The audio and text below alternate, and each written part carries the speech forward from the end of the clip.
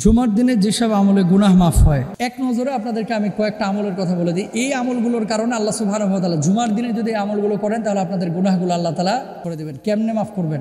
শরীরে যদি কোনো ময়লা আবর্জনা থাকে, যখন আপনি সাবান দিয়ে শরীরটাকে একেবারে ডোলে কচলিয়ে ধোন, এরপরে শরীরে ময়লা থাকে না, জুমার দিনে এই কাজগুলো করবেন, আল্লাহ তাআলা আপনার গুনাহগুলোকে মাফ করে দেবে। সুবহানাল্লাহ।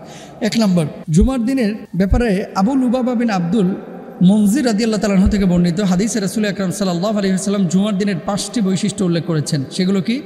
আল্লাহ তাআলা এই দিনে আদম আলাইহিস সালামকে সৃষ্টি করেছেন। 2 নম্বর, আল্লাহ তাআলা আদম আলাইহিস সালামকে জমিনে অবতরণ করিয়েছেন। 3 নম্বর, এই দিনে আদম আলাইহিস সালামকে মৃত্যু দিয়েছেন। 4 নম্বর, এই দিনে এমন একটি সময় আছে যখন বান্দা যা কিছু আল্লাহর কাছে প্রার্থনা করবে, আল্লাহ তখন বান্দাকে সেটাই কবুল করে সেটাই দিবেন। আমরা দোয়াতে প্রথমে কি বলি? রব্বানা যালামনা আনফুসানা দোয়া করি, রব্বানা তাকাব্বাল মিন্না দোয়া করি, আল্লাহ আমার গুনাহ ক্ষমা করেন দোয়া করেন। তা আপনি ওই সময় দোয়া করবেন, আল্লাহ ক্ষমা করে দেবেন। সাহাবারা জিজ্ঞেস করলেন, ইয়া রাসূলুল্লাহ, এটা কোন সময় হওয়ার সম্ভাবনা আছে? নবীজি যে ইশারা ইঙ্গিত দিয়েছেন সেখানে আসর থেকে মাগরিবের সময়ের এই সময়টাকে বিশেষভাবে বলা হয়েছে এবং খুতবার মধ্যবর্তী সময়টাকে বোঝানো হয়েছে। একামত এবং খুতবার পরবর্তী যে মধ্যখানের সময়টা, এই সময় আল্লাহর কাছে যেই দোয়া করা হয় আল্লাহ তাআলা সেই দোয়া কবুল করেন। এবার আসেন জুমার নামাজ আদায়। সালমান ফারসি রাদিয়াল্লাহু তাআলা আনহু থেকে বর্ণিত রাসূল আকরাম সাল্লাল্লাহু আলাইহি ওয়াসাল্লাম বলেছেন, যে ব্যক্তি জুমার দিন গোসল করলো, সাধ্যমতো পবিত্র হলো, তেল ব্যবহার করলো, ঘর থেকে সুগন্ধি ব্যবহার করলো, মসজিদে হলো, দুজন মুসল্লিকে ফাঁক করে সামনে এগিয়ে গেল না। আমাদের বাংলাদেশে এই লিডাররা এই কাজটা বেশি করে। আসবে পেছনে, 2 তলায় এসি চলতেছে না, নিচতলায় এসি চলতেছে, এই জন্য সবার ঘাট ডেঙ্গা ওই ব্যাঙের মতো লাফাইতে হুজুরের সামনে আসতে চাই। সম্পূর্ণরূপে হারাম, এটা করবেন না, এটা জায়েজ নাই, নবীজি এটা নিষেধ করেছেন। তো তারপর আল্লাহ রাসূল কি বলছেন? ইমাম কথা শুরু করলে চুপ থাকলো, তাহলে আল্লাহ তাআলা 2 জুমার মধ্যবর্তী সময়ের সমস্ত গুনাহগুলো, এই 1 সপ্তাহের গুনাহ আল্লাহ তাআলা মাফ করে দিলেন। সুবহানাল্লাহ। এরপরে দেখেন আবু হুরায়রা রাদিয়াল্লাহু তাআলা আনহু থেকে বর্ণিত, তিনি বলছেন, 5 ওয়াক্ত নামাজ এক জুমা থেকে পরবর্তী জুমা, এক রমজান থেকে পরবর্তী রমজান মধ্যবর্তী সময়ের পাপ মোচন করে, যদি সে ব্যক্তি সব ধরনের কবিরা গুনাহ থেকে বিরত থাকে। তাহলে আজকে জুমা পড়ে যারা চলে যাচ্ছেন, আগামী জুমা পর্যন্ত কোনো কবিরা গুনাহ করবেন না। সগীরা গুনাহ যদি হয়ে যায়, এই 1 সপ্তাহের গুনাহ আল্লাহ সুবহানাহু ওয়া তাআলা মাফ করে দেবেন।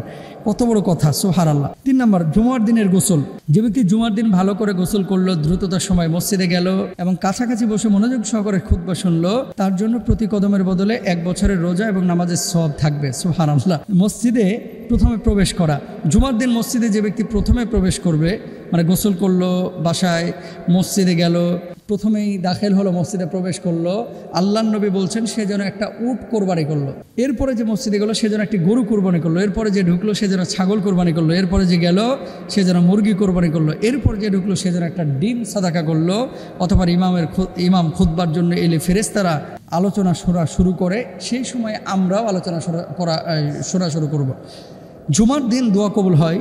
দীর্ঘ আলোচনা, একটু আগেও বলেছি, জুমার দিনের 12 ঘন্টার মধ্যে এমন একটি মুহূর্ত রয়েছে, এটি জাবের ইবনে আব্দুল্লাহ রাদিয়াল্লাহু তাআলা আনহু থেকে বর্ণিত। সর্বশক্তিমান আল্লাহ তাকে যা তিনি চাইবেন তাকে সেটাই দেবেন। এই মুহূর্তটি তোমরা আসরের শেষ সময় অনুসন্ধান করো। আবু দাউদ শরীফের হাদিস। আল্লাহ রাসূল সাল্লাল্লাহু আলাইহি ওয়াসাল্লাম বলেছেন। এই দিনে সূরা কাহাফের একটা বিষয় রয়েছে। আবু সাঈদ খুদরি রাদিয়াল্লাহু তাআলা আনহু থেকে বর্ণিত, রাসূল সাল্লাল্লাহু আলাইহি ওয়াসাল্লাম বলেছেন, যে ব্যক্তি জুমার দিন সূরা কাহাফ পড়বে তার 2 জুমার মধ্যবর্তী সময় তার জন্য আলোকিত হয়ে থাকবে। আর যে ব্যক্তি এই সূরার শেষে 10 আয়াত পাঠ করবে অথবা দাজ্জাল বের হলে তার কোনো ক্ষতি করতে পারবে না। আজ এই সূরা কাহাফ আজকে তেলাওয়াত করবেন সন্ধ্যার আগ পর্যন্ত, এই সময়ের মধ্যে। আরেকটি হাদিসের মধ্যে আছে 70,000 ফেরেশতা আকাশ থেকে নেমে আপনার রহমের জন্য দোয়া করতে থাকবে। সুবহানাল্লাহ। এবং দাজ্জাল যদি এই মুহূর্তে আগমনও করে আপনার কোনো ক্ষতি করতে পারবে না। সুতরাং দাজ্জালের ক্ষতি থেকে বাঁচার জন্য এই সূরা কাহাফের আমলটা করতে হবে। আল্লাহ তাআলা আমাদের বোঝার তৌফিক দান করুন।